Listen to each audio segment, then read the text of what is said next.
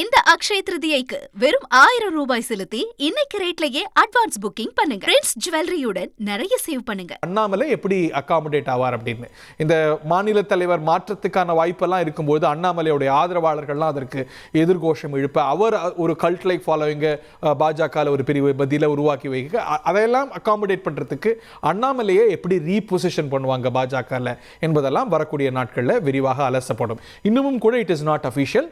நாளை தான் தெரியும். பாஜகவுடைய மாநில தலைவர் திரு நயினார் நாகேந்திரன் என்று அறிவிக்கப்பட மட்டும்தான் பாக்கி. இந்த சற்று நேரத்துக்கு முன்பாக இந்த நிகழ்வு தொடங்கியது. அந்த நிகழ்வுக்கு முன்னதாக திரு அமித்ஷாவோடு இருந்த திரு அண்ணாமலை முருகனும் கூட கட்சி அலுவலகத்துக்கு வந்தார்கள். எல்லோரும் வழிமொழிந்து பாஜகவுடைய அடுத்த மாநில தலைவராக தேர்வாகிறார் திரு நயினார் நாகேந்திரன். இந்த வேளையில தான் திரு அமித்ஷா தமிழகத்தில் முகாமிட்டிருக்கிறார் அப்படிங்கிறது குறிப்பிடத்தக்கது. இந்த மாநில தலைவர் தேர்வு அப்படிங்கிறது தமிழ்நாட்டில் மட்டும் நடக்கல, நாடு முழுக்க பாஜகவில் இது நடந்து வருகிறது. இந்த ப்ராசஸ் நடந்து வருகிறது. சில மாநிலங்களில் முடிந்து விட்டது, சில மாநிலங்களில் பாக்கி இருக்கிறது அப்படிங்கிறத பார்க்கின்றோம். இது எல்லாம் சேர்ந்து பாஜகவுக்கு தேசிய தலைவரும் கூட புதிதாக தேர்வாவார் அப்படிங்கிறது குறிப்பிடத்தக்கது. இன்னும் சில நாட்களில் பாஜகவுடைய பொதுக்குழு நேஷனல் எக்ஸிக்யூட்டிவ் கூட்டமும் நடைபெறும். அதில் தான் இதெல்லாம் ராட்டிஃபை ஆகும் அப்படிங்கிறத பார்க்கின்றோம். ஒரு முக்கியத்துவம் வாய்ந்த ஒரு சூழல்ல எல்லா தமிழக கட்சிகளும் 2026 நோக்கி தேர்வு அந்த நகர்வுகளை மேற்கொள்ள இந்த தேர்வின் மூலமாக பாஜக பல சமிக்ஞைகளை சொல்கிறது. கூட்டணி ரீதியாக கட்சி இனி எப்படி செயல்பட போகிறது என்பது ரீதியான சமிக்ஞைகளை சொல்கிறது. அமித்ஷா தமிழ்நாட்டில் இருக்கக்கூடிய வேளையில் அவர் ஒரு பக்கம் ஐடிசி கிராண்ட் ஷோலால் இருக்கிறார், அவர் பத்திரிகையாளர் சந்திப்பெல்லாம் நடத்துவார் அப்படின்னு சொல்லப்படக்கூடிய வேளையில தான் இந்த தேர்வானது நடைபெற்றிருக்கிறது. It's very significant.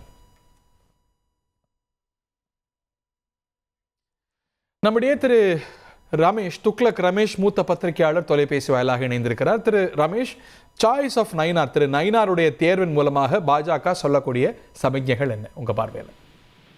முதலில் பாரதிய ஜனதா கட்சியினுடைய மாநில தலைவராக அநேகமாக தேர்வு செய்யப்பட்டு விடுவார் என்ற சமிக்ஞைகளோடு இன்றைய காட்சிகளை நாம் பார்த்த நிலையில் என்னுடைய மதிப்புக்குரிய நண்பர் திரு நயினார் நாகேந்திரன் அவர்களுக்கு என்னுடைய மனப்பூர்வமான வாழ்த்துக்களை தெரிவித்துக் கொள்கிறேன். நீங்கள் கூறியது போல தென் பகுதியில் ஏற்கனவே மேற்கு மண்டலத்தில் வலுவாக பாரதிய ஜனதா கால் பதித்துள்ள நிலையில் தென் பகுதியில் பாரதிய ஜனதா உறுதியான வளர்ச்சியை கண்டு வருகிறது. ஆகவே அந்த பகுதியில் இன்னும் கொஞ்சம் கூடுதல் கான்சென்ட்ரேட் பண்ணுகிற வகையிலும் ஒரு மெஜாரிட்டி சமூகத்தை சேர்ந்த முக்குளத்தூர் சமூகத்தை சேர்ந்தவர் என்கிற வகையிலும் அவருடைய தேர்வு என்பது அவரை தேர்வு செய்வது என்பது அமைந்திருப்பதாக நான் பார்க்கிறேன். அதே சமயம் நீங்கள் சரியாக குறிப்பிட்டது போல இதற்கு முன் தலைவர் பொறுப்பில் இருந்த திரு அண்ணாமலை அவர்களுடைய செயல்பாடு என்பது ஒரு ஆழமாகவும் அழுத்தமாகவும் தமிழகத்தில் பாரதிய ஜனதா கட்சி உறுதியான வளர்ச்சியை பெறுகிற வகையில் முத்திரை பதிக்கிற வகையில் அவர் செயல்பட்டிருக்கிறார். அவருடைய செயல்பாடு என்பது வேகமான செயல்பாடு.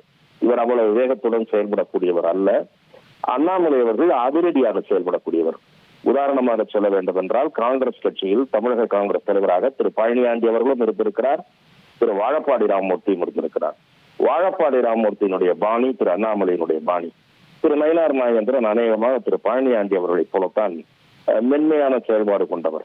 ஆனால் இன்றைக்கு தமிழக அரசியலில் திராவிட முன்னேற்ற கழகம் ஆட்சி பொறுப்பில் இருக்கக்கூடிய நிலையில் ஒரு வலிமையான கூட்டணியோடு இருக்கக்கூடிய நிலையில் அந்த அரசாங்கத்தின் தவறுகளை குற்றச்சாட்டுகளை வலிமையாகவும் ஆதாரபூர்வமாகவும் முன்வைத்துக் கொண்டிருந்தவர் திரு அண்ணாமலை. அவரை வழக்குகள் போட்டு மிரட்டலாம் என்று ஆளுங்கட்சி நினைத்ததை தவிர ஒரு வழக்கில் கூட அவரை கொண்டு போய் நீதிமன்றத்தில் நிறுத்த முடியவில்லை. முடிந்தால் என்னை கைது செய்து பாருங்கள், மாலை 5 மணி வரை கமலாலயத்தில் தான் உட்கார்ந்திருப்பேன் என்று சொல்லி ஒரு நாள் 6 மணி வரை உட்கார்ந்திருந்தார். ஆகவே அப்படி வேகமாக செயல்படக்கூடிய ஒரு தலைவரைத்தான் இன்றைக்கு இளைஞர்கள் விரும்புகிறார்கள். அண்ணாமலையின் காரணமாக பாரதிய ஜனதாவின் பக்கம் மிக பெருவாரியான இளைஞர்கள் திரும்பினார்கள். அவருடைய நடைபயணம் ஒரு பெரிய எழுச்சியை ஏற்படுத்தியது. ஆகவே அண்ணாமலை தலைமை பொறுப்பில் இல்லாதது என்பது ஒரு வேக்குவம் தான் தோற்றுவிக்கப்படுகிறது. அதை இவர் இட்டு நிரப்ப வேண்டிய பெரும் பொறுப்பு, அதுதான் முதல் சவால். பாரதிய ஜனதாவின் பக்கம் திரும்பிய புதிய வாக்காளர்களை சோர்ந்து விடாமல் தக்க வைக்க வேண்டிய மிகப்பெரிய பொறுப்பு நயினார் நாகேந்திரனுக்கு இருக்கிறது. சொல்ல போனால் சமூக வலைத்தளங்களிலே கடந்த 2-3 நாட்களாக வருகிற செய்திகள், விமர்சனங்கள் மிக பெருமளவில் வந்து கொண்டிருக்கின்றன. அண்ணாமலையை மாற்றக்கூடாது என்று மிகப்பெரிய அளவிலே பல கருத்துக்கள் பதிவிடப்பட்டு வருகின்றன. ஆக அந்த தரப்பினரை திருப்திப்படுத்த வேண்டிய, இல்லை இவரும் அப்படித்தான் வேகமாக கட்சி நலன்களை விட்டு தராமல் செயல்படக்கூடியவர் தான் என்று திருப்திப்படுத்த வேண்டிய முதல் பொறுப்பு, பெரும் பொறுப்பு திரு நயினார் நாகேந்திரன் வசம் இருக்கிறது. அதே போல அண்ணாமலை அவர்களை இந்த கட்சி எப்படி அங்கீகரிக்கப்படுது, அவரது பணியை அவர் எப்படி பயன்படுத்திக் கொள்ளப் போகிறது என்ற பார்வையும் அந்த பிரிவினர் மத்தியில் நிச்சயமாக இருக்கும், ஏமாற்றமடைந்த அந்த பிரிவினர் மத்தியில். ஆகவே அதற்கும் விடை தெரிய வேண்டும். தமிழக பாரதிய ஜனதாவிலும் சவால்கள் இருப்பதாகத்தான் பார்க்கிறேன். இன்னொன்று, அதிமுக கூட்டணியை உறுதிப்படுத்தாத நிலையில் எதற்காக இந்த மாற்றம் இப்போது திடீரென்று செய்யப்படுகிறது என்ற விமர்சனமும் கூட எழுந்து கொண்டிருக்கிறது. அதிமுக இன்னும் கூட்டணியை உறுதிப்படுத்தவே இல்லை. அதற்காக தலைவர் பொறுப்பு காத்திருக்காதுல்ல. இப்ப அவங்களுக்கு வந்து தேசிய அளவுல தலைவரை தேர்வு செய்யணும், இந்த தேர்தலை ஒரு குறிப்பிட்ட காலத்துக்குள்ள முடிக்கணும். பாரதிய ஜனதா கட்சியின் மாநில தலைவர்கள் நியமிக்கப்படவில்லை, இன்னும் சில மாநிலங்களில் நடைபெறவில்லை. அப்படி இருக்கும் போது தமிழகத்திற்கு மட்டும் அவசரம் காட்ட வேண்டிய அவசியம் என்ன? மத்திய உள்துறை அமைச்சர் இங்கே வந்திருக்கிறார். ஏற்கனவே இங்க இருக்கக்கூடிய அதிமுக பிரதிநிதிகள் டெல்லியில் போய் சந்தித்து விட்டு வந்து கூட்டணி பற்றி பேசவில்லை என்று வெளியில் மறுத்தார்கள். உள்துறை அமைச்சர் கூறியவே மறுத்தார்கள். அப்படி இன்னமும் நிலையற்ற, நிச்சயமற்ற தன்மையோடு இருக்கக்கூடிய அதிமுகவை திருப்திப்படுத்துவதற்காக இந்த முடிவை எடுத்திருக்க வேண்டுமா என்ற விமர்சனமும் ஒருபுறம் எழுந்திருக்கிறது. அதையும் அலட்சியப்படுத்த முடியாது. ஆகவே திரு நயினார் நாகேந்திரன் அவர்கள் செயல்படக்கூடியவர், தொண்டர்களை அரவணைத்து சொல்லக்கூடியவர் என்பதெல்லாம் மாற்று கருத்து இல்லை. ஆனால் நேரம், மாற்றம், இவையெல்லாம் நிச்சயமாக அதுதவிர அண்ணாமலையினுடைய பெர்ஃபார்மன்ஸ், இவை காரணமாக, இந்த பல அம்சங்கள் காரணமாக விமர்சனங்கள் எழுந்திருக்கின்றன. இந்த விமர்சனங்களை கடந்து எதிர்கொண்டு தன்னுடைய பணியின் மூலம் தன்னுடைய செயல்பாட்டை நிரூபிக்க வேண்டியவராக திரு நயினார் நாகேந்திரன் இருக்கிறார் என்றுதான் நான் பார்க்கிறேன். திரு அண்ணாமலை வேற எங்க ரீபொசிஷன் பண்ணுவாங்க அப்படின்னு நினைக்கிறீங்க? ஒரு தேசிய அளவுல பொறுப்பு கொடுக்கணுமா, இல்ல அவர் வந்து நான் இங்கே தான் இருப்பேன், நான் தமிழ்நாட்டிலே இருப்பேன் அப்படிங்கிற மாதிரியான சமிக்கைகளை தான் தொடர்ந்து கொடுத்து வர்றாரு. அதை எப்படி பாஜக அணுகும்னு நினைக்கிறீங்க? இன்னொன்று, இப்போது திரு நயினார் நாகேந்திரன் அவர்கள் ஒரு வலிமையான ஒரு பிரமுகர். மாற்றுக் கட்சியில் இருந்து அவர் வந்திருந்தாலும் கூட சட்டமன்ற குழு தலைவராக இருக்கிறார். நாடாளுமன்ற தேர்தலில் போட்டியிட்டு அதிமுகவை பின்னுக்கு தள்ளி இருக்கிறார். ஆக அப்படி ஒரு வலிமையான பிரமுகரை தற்காலிக ஏற்பாடாக வைத்திருக்க முடியாது. அப்படியானால் வருகிற சட்டமன்ற தேர்தலுக்கு பிறகும் இவர்தான் நீடிப்பார் என்கிற சூழல் இருக்கும். திரு அண்ணாமலை அவர்கள் ஏற்கனவே கூட்டணி ஆட்சி பற்றி வலிமையான கருத்தை முன்வைத்திருக்கிறார். அதை நோக்கி இப்போது பாஜக நகருமா?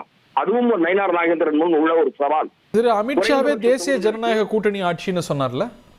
தேசிய ஜனநாயக கூட்டணி ஆட்சி என்ற பதத்தை திரு அமித்ஷா அவர்கள் பயன்படுத்தி இருக்கிறார். ஆனால் அது சரியாக இன்றைக்கு அதிமுக அதை ஒத்துக்கொள்ளுமா என்கிற கேள்வி இருக்கிறது. ஆகவே திரு நயினார் நாகேந்திரன், நான் அவருக்கு முன் உள்ள சவாலை சொல்கிறேன். அதிமுக போன முறை கொடுத்ததை போல சொற்பமாக வெற்றி வாய்ப்பில்லாத தொகுதிகளை பாஜகவுக்கு ஒதுக்கிவிட்டது என்று பாஜகவினுடைய உள்ளரங்க கூட்டத்தில் விவாதிக்கப்பட்டிருக்கிறது. இந்த தொகுதிகளை ஏற்றுக்கொண்டிருக்க கூடாது என்று. அப்படிப்பட்ட பின்னணியில் கூடுதலான தொகுதிகளை, மிக அளவுக்கு அதிகமான தொகுதிகளை கேட்டு பெற வேண்டிய நிலையில், கூட்டணி ஆட்சியை நோக்கி தமிழக அரசியலில் நகர்த்த வேண்டிய நிலையில் திரு நயினார் நாகேந்திரன் இருப்பதாக நான் பார்க்கிறேன். பெரும்பாலும் உங்களுக்கு தெரியாததில்ல, பாஜகவை பொறுத்த வரைக்கும் கூட்டணி சீட்டுகள் இதெல்லாம் வந்து மாநில தலைமைகள் இருந்தாலும் அதுல முக்கிய முடிவுகளை எடுப்பது அப்படிங்கிறது டெல்லி தலைமை தானே. இதனால அதுல சமரசம் இருக்குன்னு பார்க்க முடியுமா? இதை தாண்டி இது திரு நயினாருடைய தேர்வு அப்படிங்கிறது அதிமுகவுக்கான ஆலிவ் பிரான்ச் அப்படின்னு தான் பலர் புரிந்துப்பாங்க. But is that only that? அது மட்டுமே காரணமா? இல்ல, திரு அண்ணாமலை அவர்கள் நீடிக்க விரும்பவில்லை என்பதை பொதுவெளியிலும் தெரிவித்து விட்டார், கட்சி மேலிடத்திடமும் தெரிவித்து விட்டார் என்பதை நாம் செய்திகள் மூலம் அறிந்தோம். ஆகவே அந்த நிலையில் ஒரு மாற்று செய்யும் போது கூட்டணி அம்சத்தையும் கணக்கில் எடுத்துக்கொண்டு செய்திருக்கலாம். அது நிச்சயமாக ஒரு காரணியாக இருந்திருக்கலாம். அப்படி பார்க்கும்போது இவரை விட நீங்கள் அப்படி பார்த்தீர்கள் என்றால் மிகவும் இணக்கமாக போகக்கூடியவர், அதிமுக விரும்பக்கூடியவர் என்று வானதி சீனிவாசன் அவர்களை சொல்லலாம். அதல்ல. ஆனால் அப்படி ஒரே பக்கமாக சாய்ந்து விடாமல் நடுநிலையாக இருக்கக்கூடியவர்கள் 1-2 பெயர்களும் பரிசீலிக்கப்பட்டன.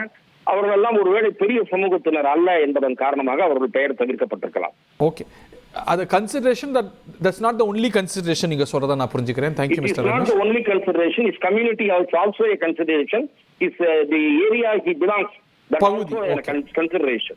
சேத்ரிதிக்கு பிரின்ஸ் ஜுவல்லரியில நீங்க வாங்கும் ஒவ்வொரு 8 கிராம் தங்க நகைக்கும் 2000 மதிப்பிலான தங்கம் இலவசம். வெறும் 1000 ரூபாய் செலுத்தி இன்னைக்கே கோல்ட் ரேட்டை லாக் பண்ணுங்க.